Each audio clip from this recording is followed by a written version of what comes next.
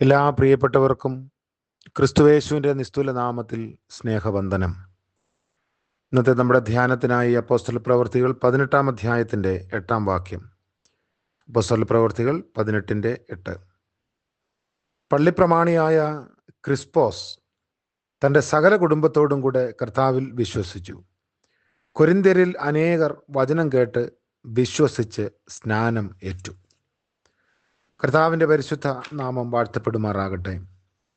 പുതിയ ദിനത്തിൻ്റെ പ്രഭാതത്തിൽ നമുക്ക് ദൈവസന്നിധിയിൽ ചേർന്ന് വരാം. ദൈവം സൃഷ്ടിച്ച ഈ ലോകം ദൈവഹിതപ്രകാരം കാത്ത് സൂക്ഷിക്കാനാണ് നമ്മെ എല്ലാവരെയും ദൈവമാക്കിയിരിക്കുന്നത്. മനുഷ്യർ ദൈവത്തിൻ്റെ കൂട്ടുവേലക്കാരാണ്. ദൈവം ഒരു വ്യക്തിയെ തനിക്ക് വേണ്ടി വേർതിരിക്കുമ്പോൾ അതിനാവശ്യമായ കരുത്തും നൽകി ബലപ്പെടുത്തും. When God gives a man a task to do, he also gives him the power to do it. വചനം പഠിപ്പിക്കുന്നവന് എല്ലാ നന്മയിലും ഓഹരി കൊടുക്കണമെന്ന് ഗലാത്യ ലേഖനം 6 അധ്യായത്തിൽ കാണുന്നു. അത് പൗലോസിൻ്റെ ഒരു ഉപദേശം കൂടെയാണ്. കർത്താവിൻ്റെ വേലയിലായിരിക്കുന്ന എല്ലാവരും അത്തരത്തിലായിരുന്നു 1-ാം നൂറ്റാണ്ടിലെ സഭയിൽ വർദ്ധിച്ച് വന്നത്. അപ്പോൾ സ്വന്തം അധ്വാനം കൊണ്ട് ഉപജീവനം കഴിക്കുകയും അതോടൊപ്പം സുവിശേഷ വേലയിൽ വ്യാപൃതരാകുകയും ചെയ്ത ആദിമസഭയിലെ ധാരാളം ആളുകളിൽ ഏറ്റവും അഗ്രഗണ്യനായിരുന്നു വിശുദ്ധ പൗലോസ് എന്ന് നമ്മൾ ചിന്തിച്ചു. ഭവനങ്ങൾ കേന്ദ്രമാക്കി ഇങ്ങനെയുള്ള പ്രവർത്തനങ്ങൾ വ്യാപിച്ചു എന്ന് ഈ വേദഭാഗം നമ്മെ ഓർമ്മിപ്പിക്കുന്നു. ഹൗസ് ചർച്ച് വർദ്ധിച്ചു വരുന്നു. ശബത്ത് തോറും പൗലോസ് പള്ളിയിൽ യഹൂദന്മാരോടും യവനന്മാരോടും സമ്പാദിച്ചു വന്നു. ശീലാസും തിമത്തിയോസും മക്കതോനിയിൽ നിന്ന് വന്നതോടെ ആ വേല കുറച്ചും കൂടെ വ്യാപകമായി. ശുഷ്കാന്തി പൂണ്ട് യേശു തന്നെയാണ് ക്രിസ്തു എന്ന് സാക്ഷീകരിച്ചു.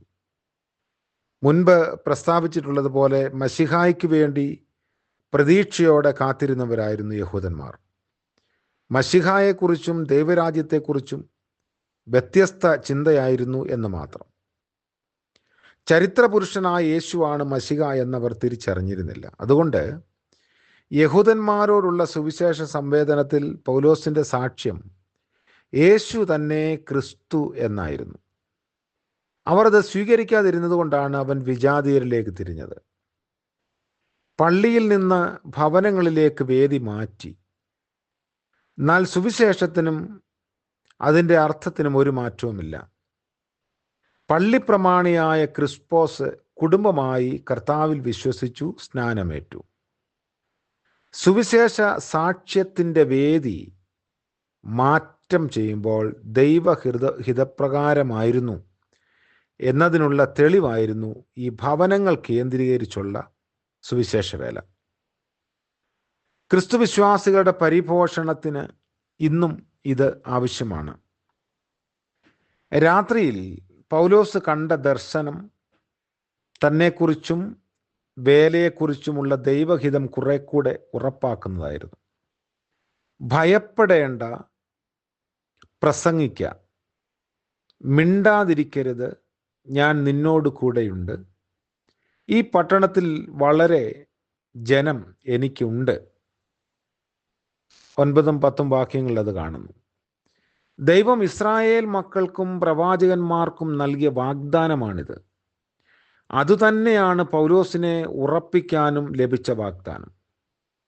ദൗത്യ നിർവഹണത്തിൽ ദൈവത്തിൻ്റെ നിരന്തര സാന്നിധ്യവും പരിരക്ഷയും ആവർത്തിച്ചിരിക്കുന്നു. ഈ പട്ടണത്തിൽ എനിക്ക് വളരെ ജനമുണ്ട്. സീനായി മലയിൽ വെച്ച് ദൈവം ഇസ്രായേൽ മക്കളുമായി ചെയ്ത ഉടമ്പടിയിൽ ഉടമ്പടി ജനതയെക്കുറിച്ച് ഉപയോഗിച്ചിരിക്കുന്ന പദമാണ് ജനം. വിജാതീയരും ദൈവജനമായി എന്ന വാഗ്ദാനം സുവിശേഷകരെ അധികം ധൈര്യപ്പെടുത്തി, വേലയിൽ കൂടുതൽ ഉത്സാഹമുള്ളവരാക്കി. പൗലോസ് 18 മാസം കൊരിന്തിൽ താമസിച്ച് ദൈവവചനം ഉപദേശിച്ചു. ക്രിസ്തുവേശുവിൽ ശരണപ്പെട്ട ദൈവവകയാണെന്നുള്ള ഉറപ്പിൽ വളരാൻ ദൈവം നൽകിയിരിക്കുന്ന മാർഗമാണ് ദൈവവചനം. അതുകൊണ്ട് സഭകൾ മാത്രമല്ല, ഭവനങ്ങളും കർത്താവിൻ്റെ വേലയുമായി ബന്ധപ്പെട്ട് 1-ാം നൂറ്റാണ്ടിൽ നന്നായി പ്രവർത്തിച്ചിരുന്നു. ഹൗസ് ചർച്ചസ് ആയിരുന്നു ആരംഭത്തിൽ ഉണ്ടായിരുന്നത്. നമുക്കിന്ന് സഭകൾ ധാരാളമുണ്ട്, അതിൻ്റെ ദേവാലയങ്ങളുണ്ട്, വലിയ വലിയ കൺസ്ട്രക്ഷൻസ് ഉണ്ട്, ബിൽഡിങ്ങുകളുണ്ട്. എന്നാൽ ഇതൊന്നും ഇല്ലാതിരുന്ന കാലത്ത് വളരെ പച്ചയായി കർത്താവിൻ്റെ വചനം പ്രസംഗിക്കപ്പെടുകയും അത് പരക്കപ്പെടുകയും ചെയ്തതുപോലെ ഇന്ന് സാധിക്കുന്നില്ല എന്നത് ഒരു പക്ഷെങ്കിൽ കാലഘട്ടത്തിൻ്റെ മാറ്റമാവാം. എങ്കിലും നമ്മുടെ കുടുംബം ഒരു സുവിശേഷ വേലയുടെ കേന്ദ്രമായി മാറുമ്പോൾ തീർച്ചയായും ദൈവവചനം അവിടെ വിത്ത് മുളയ്ക്കുന്നത് പോലെ മുളച്ചു വരും. ക്രിസ്പോസ് തൻ്റെ സകല കുടുംബത്തോടും കൂടെ ക്രിസ്തീയ വിശ്വാസത്തിലേക്ക് വരികയും അങ്ങനെ വന്നവർ സ്നാനം സ്വീകരിച്ച് സഭയോട് ചേർക്കപ്പെടുകയും ചെയ്തു.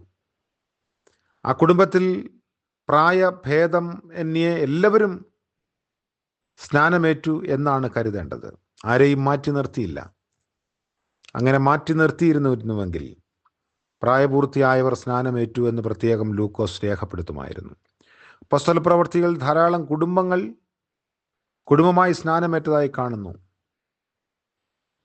ലുദിയയുടെ കുടുംബമുണ്ട്, കാരാഗ്രഹ പ്രമാണിയുടെ കുടുംബമുണ്ട്, ഇവിടെ ക്രിസ്പോസിൻ്റെ സകല കുടുംബക്കാരും ഉണ്ട്. അപ്പം വിശ്വാസത്തിലേക്ക് വരുന്ന കുടുംബത്തിൽ നിന്ന് ആരെയും മാറ്റി നിർത്താതെ കർത്താവിൻ്റെ ശരീരമായ സഭയിലേക്ക് സ്നാനപ്പെടുത്തി ചേർത്ത പതിവ് ആരംഭകാലം മുതൽ ഉണ്ട് എന്നത് വേദപുസ്തകം നമ്മളോട് പറയുന്നു. നമുക്ക് ദൈവം നൽകിയിരിക്കുന്ന താലന്തുകളും സമയവും നമ്മുടെ കഴിവും അറിവും സാക്ഷ്യവും ക്രിസ്തുവിനെ പങ്കുവയ്ക്കുന്നതിന് മുഖാന്തരങ്ങളാകട്ടെ. കർത്താവ് നമ്മളെ അതിനുവേണ്ടി ശക്തീകരിക്കട്ടെ. പ്രാർത്ഥിക്കാം. വലിയവനായ ഞങ്ങളുടെ ദൈവമേ, സ്വർഗീയ പിതാവേ, അനുഗ്രഹീതമായ മറ്റൊരു പ്രഭാതം കൂടെ ഞങ്ങൾക്ക് നൽകിയല്ലോ.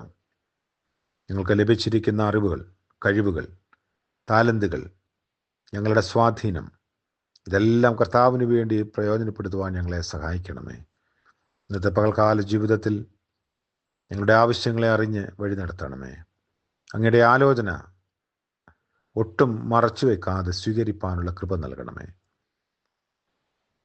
ഇന്ന് ജന്മദിനം ആഘോഷിക്കുന്ന പ്രിയപ്പെട്ടവരെയും വിവാഹവാർഷികം ആഘോഷിക്കുന്നവരെയും ഓർത്ത് പ്രാർത്ഥിക്കുന്നു. കർത്താവ് നടത്തുന്ന വിധങ്ങളെ നന്ദിയോടെ ഓർത്ത് സ്തുതിച്ച് പ്രതീക്ഷയോടെ പുതിയ അനുഭവങ്ങളിലേക്ക് പ്രവേശിപ്പാൻ സഹായിക്കണമേ. യേശു മശിഹ മൂലം പ്രാർത്ഥിക്കുന്നു. കൃപയോടെ കേൾക്കുമാറാകണമേ. ആമേൻ. ത്രിയേക ദൈവത്തിൻ്റെ കൃപയും അനുഗ്രഹവും ആലോചനയും നാം എല്ലാവരോടും കൂടെ ഇന്നും എന്നേക്കും ഉണ്ടായിരിക്കുമാറാകട്ടെ. ആമേൻ.